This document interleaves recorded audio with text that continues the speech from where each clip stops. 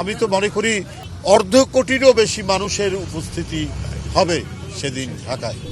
আমরা বিপুল সংখ্যক মানুষের সমাগম হবে, এটা আমরা যেমন প্রত্যাশা করছি, আমরা তার কিছু আভাস পাচ্ছি। কারণ সারা বাংলাদেশ থেকে আজকে একদিন আগে মানে মানে আর মাত্র 2 দিন আছে, আগামী পরশুদিন উনি আসবেন। আজকেই আমরা দেখতে পাচ্ছি বিভিন্ন জেলা থেকে লোক আসা শুরু হয়েছে।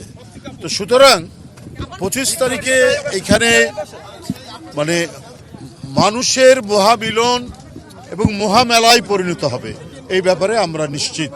আমরা এখন শুধুমাত্র উনি নেমে একেবারে এই মঞ্চে এসে এখানে এই জনসমাগম, এটা কিন্তু সমাবেশ না, এই যে জনসমাগম হবে তাদের সামনে শুভেচ্ছা দিয়ে উনি তার মা দেশনেত্রী বেগম খালেদা জিয়া, যিনি দীর্ঘদিন নিপীড়ন নির্যাতন সহ্য করেছেন, আজকে চিকিৎসাধীন অবস্থায়, তাকে দেখে তারপরে তিনি বাসায় যাবেন।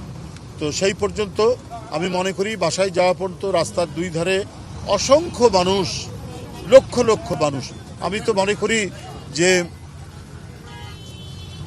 অর্ধ কোটিরও বেশি মানুষের উপস্থিতি হবে সেদিন ঢাকায়।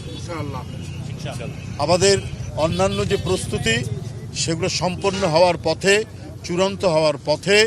আমরা যে সমস্ত ডিপার্টমেন্টকে বলেছিলাম, আমরা চিঠি দিয়েছিলাম, বিশেষ করে স্টেজ এবং ভারপ্রাপ্ত চেয়ারম্যানের নিরাপত্তা, কারণ উনি 17 বছর পর আসছেন,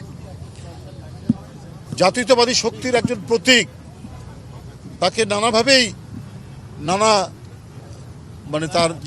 তাকে যে সতর্কতা এবং তার যে নিরাপত্তা সেটা বিধান করার দায়িত্ব প্রথমত সরকারের, তারপর দল সে বিষয়ে পদক্ষেপ গ্রহণ করছেন, একটার পর একটা তারা সেই প্রস্তুতি নিচ্ছেন। আমি আশা করি সরকারও সেটা নিচ্ছে, যেটা আমরা এখানে তার কিছু উদাহরণ আমরা এখানে পাচ্ছি, দৃষ্টান্ত আমরা পাচ্ছি।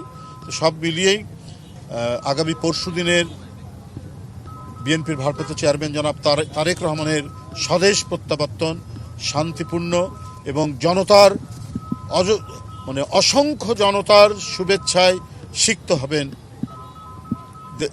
জনাব তারেক রহমান, এবং সেই জনসমাগমকে তিনি শুভেচ্ছা জানাবেন।